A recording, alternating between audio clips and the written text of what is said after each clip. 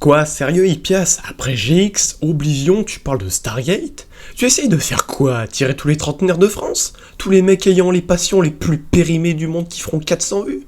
Tu peux pas parler d'un truc plus présent, plus récent ou plus populaire? Non. Stargate Universe, ou La Porte de l'Univers au Québec, est une série télévisée américano-canadienne créée par Brad Wright et Robert Cooper, sortie aux USA en octobre 2009, soit 10 mois après le dernier épisode de Stargate Atlantis. Et vu qu'on n'a jamais parlé de Stargate sur cette chaîne, alors que j'adore Stargate, donc on va prendre 2 minutes pour parler de Stargate, même si cette vidéo s'adresse surtout aux frustrés n'ayant toujours pas avalé la pilule finale qui signe la fin bâclée de cette aventure incroyable que l'on nomme Stargate.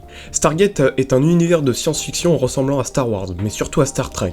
Attention, Stargate et Star Trek se ressemblent beaucoup, donc attention à la prononciation, on s'est déjà foutu de moi dans les conventions. C'est l'histoire où des égyptologues trouvent un grand cercle dans le désert de Gizeh. Ils découvrent ensuite que c'est une porte reliée à d'autres portes dans l'espace qui, avec une bonne source d'énergie et un mot de passe précis, permet de voyager dans la galaxie et de découvrir de nouvelles planètes. La première vraie expédition se passe dans le film de 1994, car oui, avant d'être une série, c'est un film. Mauvais en plus. Ensuite, la série arrive sous le nom de Stargate SG-1. Sortie entre 1997 et 2007 pour 10 saisons, on suit les aventures d'un groupe militaire, l'équipe SG-1, qui doit grosso modo sauver la galaxie de tyrans se prenant pour des dieux, d'araignées en métal, de prêcheurs d'une religion du Moyen-Âge, s'occuper d'affaires internes de planètes que l'on verra qu'un seul épisode, se faire des amis comme des rebelles, les petits hommes gris de la zone 51, bref, il se passe beaucoup de choses en 10 saisons. Les personnages principaux sont Jack O'Neill, Daniel Jackson, Samantha Carter, Teal'c et George Hammond. Puis, un peu plus tard, donc saison 8, on a Cameron Mitchell, Hank Landry et Vala Maldoran. Sans compter bien sûr plein de personnages récurrents et attachants. En plein milieu de la saison 8 sort en même temps Stargate Atlantis, qui suit en parallèle les aventures d'une délégation internationale composée de chercheurs, scientifiques et militaires venant de toute la Terre, parce qu'avant c'était juste les USA et un peu le Canada, pour aller coloniser une nouvelle galaxie, la galaxie de Pégase. Comme pour SG-1 mais en x2, on découvre de nouveaux alliés et surtout de nouveaux ennemis, qui sont pour le coup les Wraiths, des insectes humanoïdes qui mangent les humains avec leurs mains. On suit les aventures de l'équipe principale d'exploration, composée de John Shepard, Rodney McKay, Tayla et Megan, Hayden Ford remplacé par Ronan Dex. Après on a aussi de gros personnages principaux comme Elizabeth Ware, Carson Beckett, Jennifer Keller et Richard Woolsey. Les deux séries sont assez ressemblantes et utilisent les mêmes idées, de l'action, pas mal d'humour, l'équipe principale qui se ressemble contenant un officier dans la rigolade, un scientifique intelligent, une femme forte et un extraterrestre. Des épisodes sérieux suivis d'épisodes filler, suivis d'épisodes importants pour l'histoire avec très souvent des mises en scène impeccables. D'ailleurs comparé à Star Trek où des fois c'est limite dans le nanar et le discutable, notamment avec le maquillage et le costume. Stargate qui sans pour autant être dans l'excellent tout le temps, maintient un équilibre qui lui permet de toujours être bon. Après, il y aura toujours des épisodes mauvais bien sûr, mais on reconnaîtra fort heureusement qu'il y ait plus de bons épisodes que de mauvais. Donc forcément, quand pendant plus de 13 ans les fans sont habitués au même code qui marche, ils le sont moins avec ce dérapage qui en a choqué plus d'un. Stargate Universe.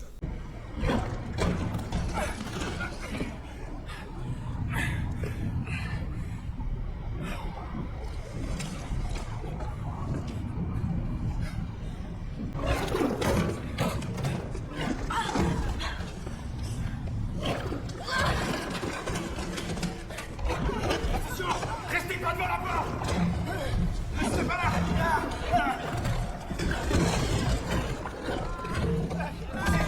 Allez, restez pas là! Ralentissez l'évacuation! On arrive trop vite, c'est dangereux! Recevez! Là où SG-1 nous montre majoritairement des voyages à 7 chevrons, que Atlantis nous parle du système de 8 chevrons, Universe nous montre le voyage à 9 chevrons. La porte des étoiles possède des symboles qui sont le mot de passe pour ouvrir une porte précise.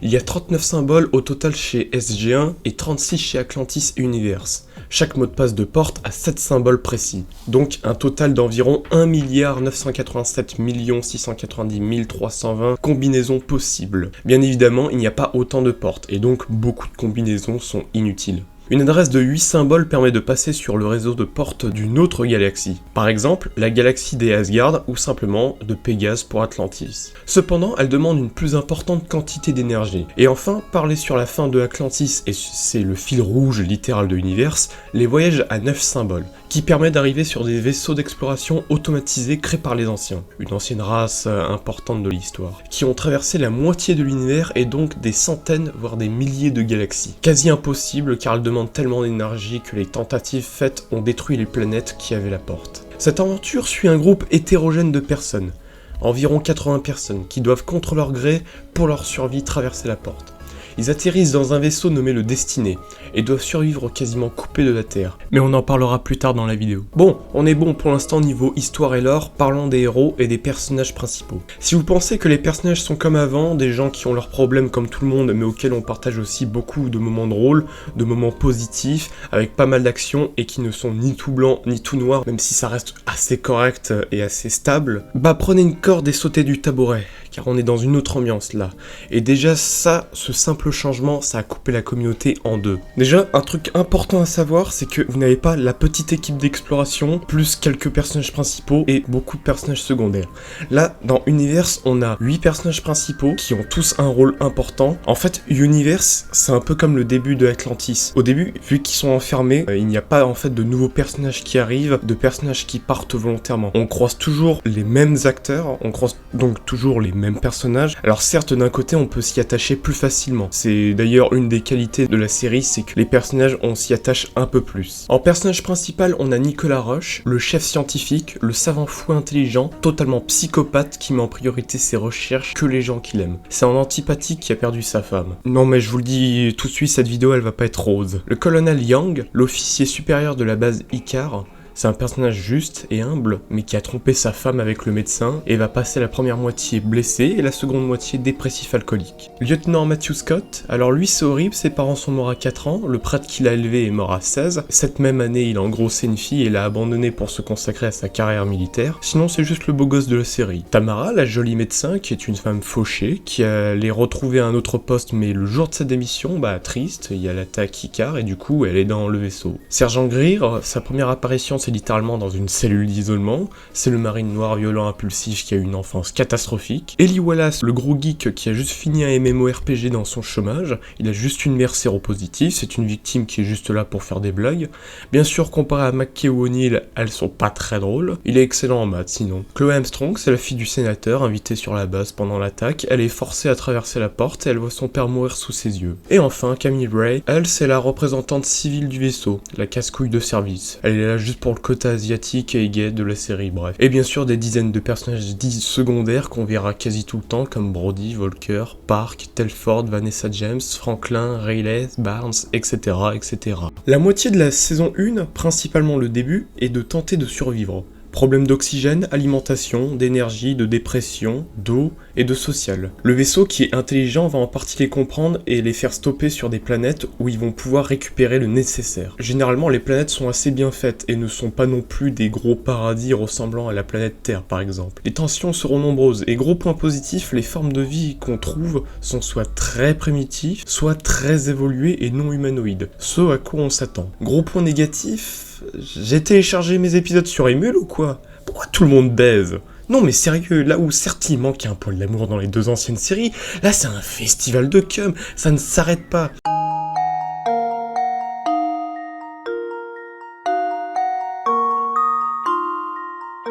Pour vous dire, il y a un épisode où Rush prend sa journée, entre dans une machine pour connecter son esprit au vaisseau, juste pour baiser un fantôme.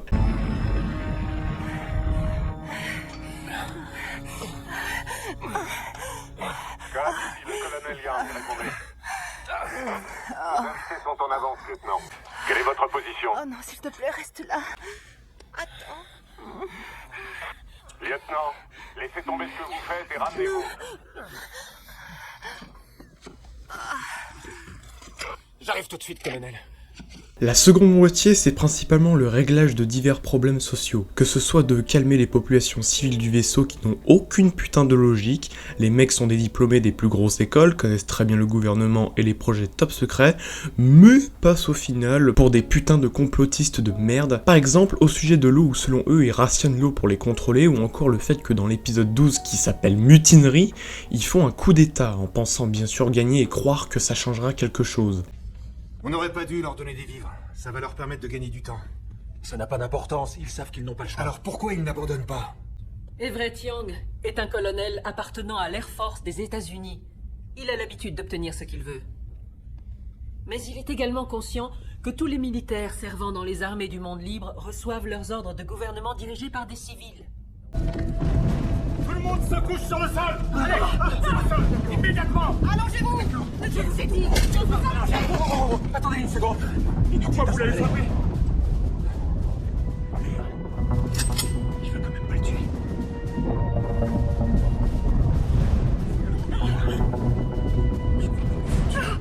Ils sont terres. Ça va aller. La fin de la saison se termine au milieu d'un affrontement entre l'équipe Universe et l'Alliance Luxienne, qui a fait péter une planète juste pour pouvoir venir voler le vaisseau. Rien qu'avec cette saison 1, on voit déjà énormément de problèmes. Quand on passe du coq à l'âne sur un univers déjà bâti et avec les mêmes règles pour les 2 premières séries, faire un truc totalement différent, c'est casse-gueule.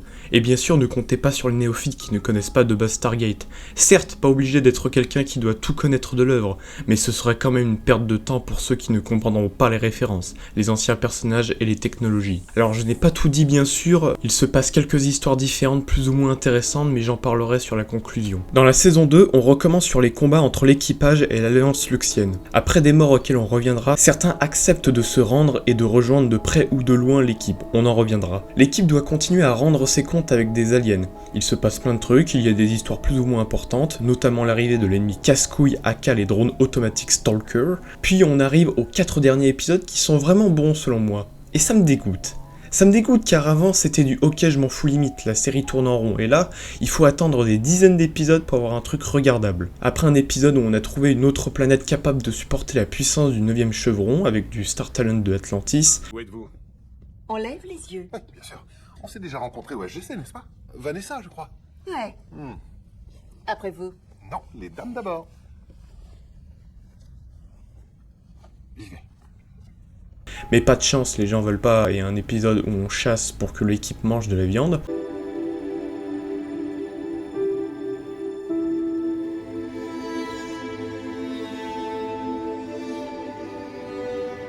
On arrive à l'épisode 17, qui est lié à l'épisode 12, où on trouve un double rush qui vagabonde dans l'espace parce que ta gueule c'est du SF. Donc ils trouvent 2 planètes, dont une auquel la porte ne fonctionne pas, ils vont sur l'autre, et là ils tombent sur 2 ados humains qui parlent l'anglais, et on apprend que c'est leurs descendants. En gros, leur groupe de survivants de l'épisode 12, au lieu de retourner sur Terre, il est parti sur notre planète 2000 ans plus tôt, et vu qu'ils n'ont plus de vaisseau et plus aucun moyen de retourner sur Terre, ils se disent que foutu pour foutu, ils vont s'installer là pour toujours. L'épisode suivant nous montre les vestiges de la civilisation, car suite à des problèmes de catastrophes naturelles et à des tensions politiques vieilles de 2000 ans, tout le monde est mort. Les seuls survivants sont une centaine de personnes coincées sur la petite planète depuis plus de 30 ans. Alors même si elle n'est pas la mieux écrite, de base j'aime pas les histoires alternatives des SF, surtout celles de Stargate. Mais même si elle n'a pas de sens, je ne peux pas m'empêcher de l'apprécier, notamment les images du Kido enregistrées qui montrent la vie alternative. Alors j'ai pas trop osé faire des recherches, mais honnêtement, déjà en 2000 ans, impossible de garder correctement une langue intacte, mais ça c'est un point de détail quand on se pose la question sur la consanguinité. Comment un groupe d'un peu moins de 80 personnes arrive à se reproduire et à faire des millions de mille ans plus tard sans qu'il n'y ait aucun souci? Selon ce que j'ai trouvé sur internet, il paraît qu'il faudrait minimum 500 personnes pour qu'un groupe puisse pouvoir se reproduire sans qu'il y ait de conséquences génétiques. Pour vous dire, l'épisode suivant je l'aime bien sans pour autant qu'il soit bon. C'est idem, ils vont sur une ancienne planète remplie de drones en attendant que le vaisseau se recharge sur une étoile trop puissante pour eux. Et effectivement, on n'a pas trop parlé de ça, mais les recharges du vaisseau se font en rentrant dans des étoiles, des soleils en gros, pour se régénérer. Et enfin, pour finir le dernier épisode. Il est très familial et sachant que c'est le dernier épisode, l'alarme arrive honnêtement. Surtout sur le dernier plan, pour fuir les drones, ils doivent changer de galaxie et cela prend 3 ans. Du coup, ils vont économiser l'énergie et se mettre en stase dans la glace. Ellie, quant à lui, doit réparer son stase et avant de commencer le travail, il regarde une dernière fois l'extérieur.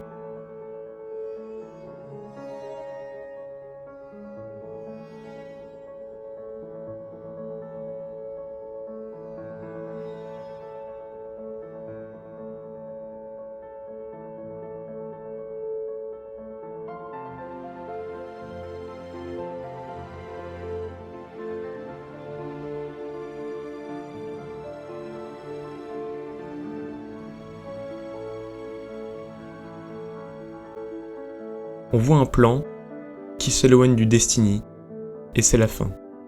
La fin de la saison 2, la fin de Universe, et la fin de Stargate. Cette série, si Stargate était une famille modèle, ce serait le petit frère gothique et pessimiste. On l'apprécie même si différent, mais on préfère les deux autres et on espère qu'il n'ait pas de gosse. Oui, c'est poétique. En soi, j'aime le côté détresse que la série apporte, mais je pense que les scénaristes et producteurs que j'apprécie énormément n'ont pas réussi à apporter du différent. Je respecte leurs travaux, que j'ai trouvé excellents voire quasi parfaits sur les 15 saisons de Stargate SG1 et Atlantis, mais je ne les ai pas trouvés à la hauteur et compétents sur cette série beaucoup trop différente du reste. Tenez, voici mon top 5 de mes épisodes préférés sur SG1 et Atlantis. Vous voyez, ce sont quasiment tous des épisodes filler ou alors des épisodes n'ayant que peu d'impact sur la trame principale. Maintenant, dites-moi combien d'épisodes filler ou ayant peu d'impact il y a dans Universe. Il n'y en a qu'un seul. L'épisode 17 nommé La somme de toutes les peurs. C'est celui avec l'éthique et les cauchemars. Tous les épisodes sont sur la trame principale et ils sont obligés, car il n'est techniquement pas possible de créer des fillers dans ce genre d'événement. Or, les fillers sont très importants, car il y a des gens qui veulent mater un épisode au pif, comme ça pour manger, mais qui veulent pas se faire chier avec l'histoire. Je suis de ces gens-là, et malheureusement je n'ai rien pour Universe. On regarde un épisode, on n'a pas forcément besoin de savoir ce qu'il y a eu avant, tout cela n'aura aucun incident après, on a juste suivi une histoire de 40 minutes tranquille. Je sais que beaucoup de gens ne seront pas de mon avis, mais moi j'ai cet avis-là, et beaucoup d'autres seront d'accord avec moi. Je ne dirai rien sur les acteurs, je les trouve tous bons. Je critiquerai cependant la qualité de la lumière qui est pour moi trop sombre avec des couleurs salies que je n'apprécie guère. Je salue cependant les effets spéciaux, le style de créatures et des aliens, ainsi que le style des vaisseaux même si on se lasse rapidement de voir tout le temps les mêmes décors. Après malheureusement c'est pas de leur faute. Par contre si je ne dis rien sur les acteurs, putain mais le social des personnages est atroce, le cul est omniprésent, je dirais même que le concept des pierres de communication est un poil facile et ne possède pas assez d'inconvénients et de contraintes. En outre problème, on a l'agent pathogène Nakai de Chloé que je trouve en trop, en plus d'être raté. Pourquoi l'Alliance Luxienne veut prendre un vaisseau comme le Destiné sachant qu'ils n'ont ni les compétences requises, que personne ne voudra les aider? Non sérieux, le Destiné c'est bien le dernier truc qu'il doit avoir. D'après une très vieille légende, ces coordonnées devaient mener à la connaissance des anciens et apporter aux hommes la puissance des dieux. Quel dieu? Je ne sais pas. Ce que je comprends par là, c'est que ça donne une énorme puissance. Digne des anciens avec l'ascension. Ils peuvent tout contrôler, le temps comme l'espace et... Comment ça? Vous croyez que le Destiné est capable de tout cela? En réalité, je n'en sais rien. Ça, c'est ce que dit la légende. Vous m'avez demandé pourquoi l'Alliance Luxienne tenait tant à s'emparer du vaisseau. Pourquoi vous m'interrogez? Point intéressant est que la mort des personnages est beaucoup plus impactante, même si la grande majorité vient de personnages tertiaires. À l'heure actuelle, on connaît l'identité de 71 membres de l'expédition, dont la moitié qui ont eu juste un rôle dans un épisode. Il y aurait donc au minimum 9 personnes que l'on connaît absolument pas. En 40 épisodes, au final sur les 80 membres, nous avons déploré 20 morts. Le premier est le sénateur Alan Armstrong, le père de Chloé, suivi du sergent Curtis et Palmer sur la planète de sable. D'ailleurs, truc très intéressant, mais Palmer est très actif, parlait beaucoup en plus de beaucoup d'apparitions. Si elle avait survécu, elle aurait sans doute eu une grosse place dans la série au même titre que Volker et Brody, qui eux apparaissent très peu au début. Le dernier mort de l'expédition originale, c'est Martsen, un caporal qui a eu 5 épisodes d'apparition plus ou moins importants. Les morts notables sont Spencer, Franklin, Riley et les colons de Eden. Niveau mort important, on a aussi Jean. C'est con, je l'aimais bien. J'aurais bien voulu que le couple du Ellie Jean continue. Quitte à avoir des scènes de cul, autant nous montrer le geek, donc celui qui représente les fans, tirer un coup. Et pas juste voir un simple t-shirt sur un lit. Maintenant, est-ce qu'on veut voir une véritable fin? Bah en réalité, j'aimerais juste avoir une conclusion, moi. Malheureusement, c'est trop tard, 11 ans sont déjà passés, les acteurs ont pris des rides et les héros sont très jeunes. Si vous voulez quand même avoir une fin, il y a les comics de 2017, mais quand je vois le début, j'ai juste envie de me barrer, je n'apprécie pas l'idée et le coup de théâtre montré, et le style est laid pour du comics. Universe n'est pas bon, mais pouvait aussi se rattraper. La saison 1 de Atlantis et les saisons 5 et 6 de SG1 sont pas les meilleures, mais elles ont après offert plus. Alors oui, je suis dégoûté car un des meilleurs univers de SF est mort de la pire des façons, dans l'oubli. Je recommande la chaîne francophone Stargate Initiative qui est très récente. Il va sortir beaucoup de contenu. Cette vidéo était surtout pour sortir ma frustration et tester d'autres choses. J'ai plein de projets en tête. Cette vidéo a été écrite et enregistrée avant la saison 3 de GX. Mais je ne sais pas si elle sort avant ou après. Je pense avant. J'ai des idées d'autres vidéos plus polyvalents qui cependant seront double tranchant avec la création de bad buzz volontaires. Pas des trucs graves mais de quoi recevoir des insultes et des pouces rouges. Désolé pour la longueur de la vidéo. Merci à vous. Abonnez-vous. Merci, au revoir.